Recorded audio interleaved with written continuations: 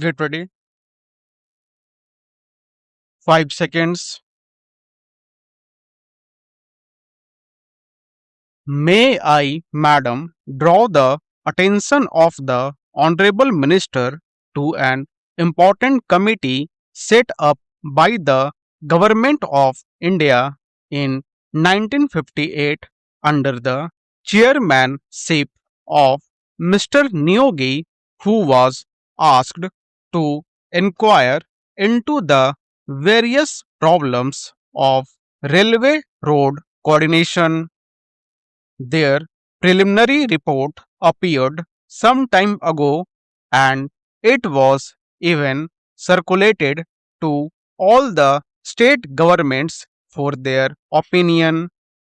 But to my regret, I have to say that the work of this committee has been very much hindered as a result of the indifference and may I say, callous negligence on the part of the state governments as well as on the part of the ministry concerned in taking up this question and in pursuing it so that we may be able to have a clear and comprehensive picture of the transport situation in the country.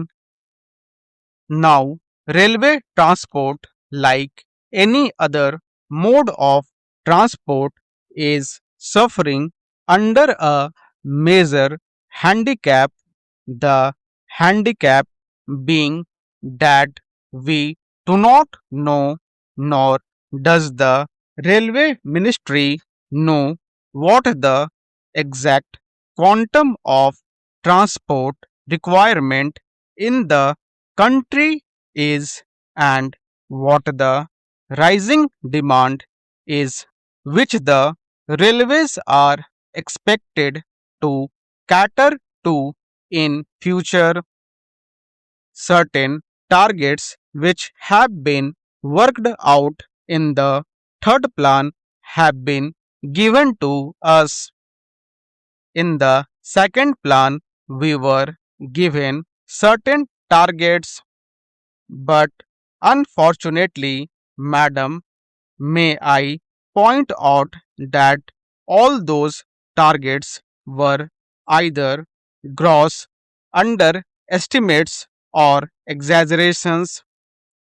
Throughout, we have seen that we have not been able to have a well coordinated and progressive development of the transport system and in particular the railway system in the country.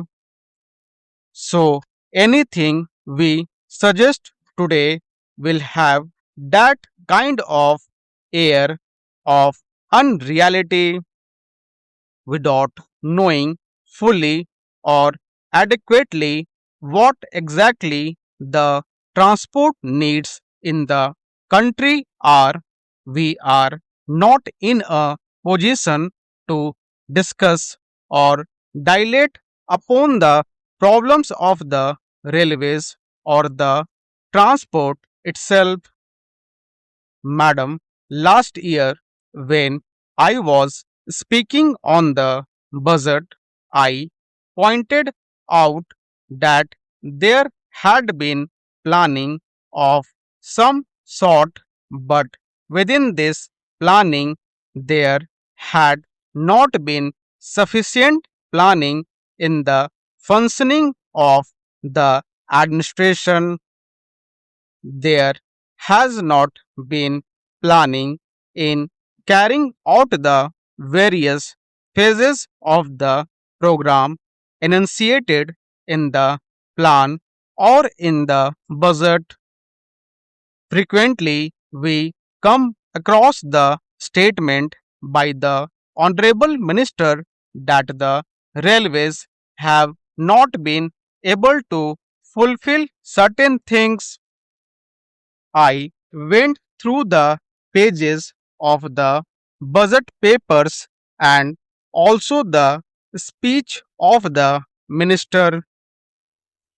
I come across this significant expression wherever there are failures or shortfalls in performance. We are told that these are mainly due to unpredictable factors or factors beyond control.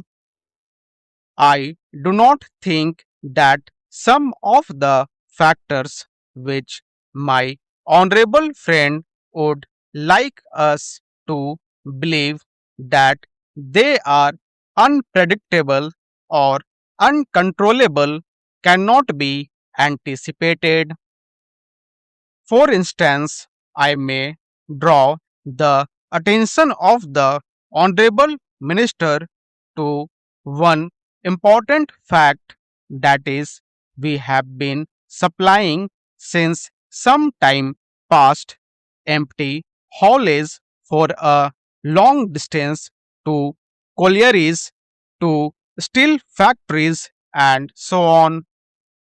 We are told that this empty haulage is unavoidable, that we have to find empty wagons to steel factories and collieries to carry raw material or perhaps coal and the like.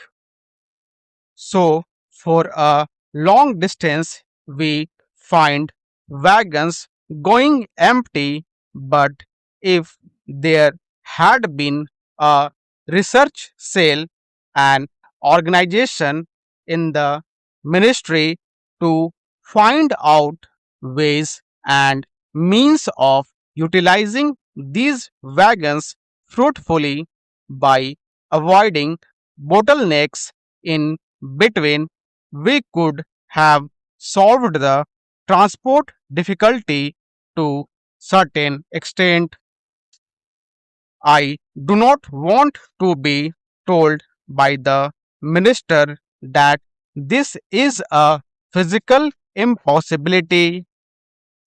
Even in the advanced countries of the world, every movement of wagon, coach, and engine is planned before it is put into operation.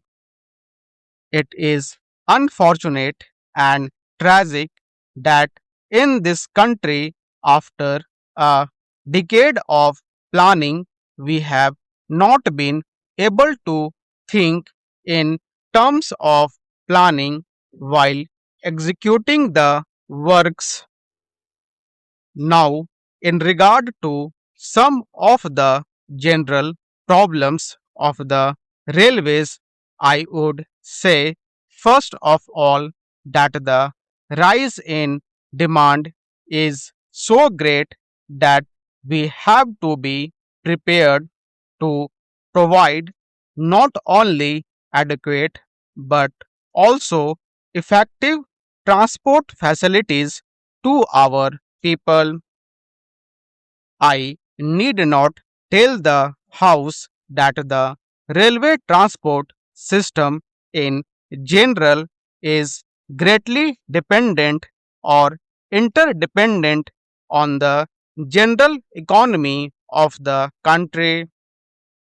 But during the last one decade, there has been one significant factor that has to be appreciated, that is, the demand for transport is increasing at a faster rate than the rise in the national income or the rise in the production in any sector or in any industry.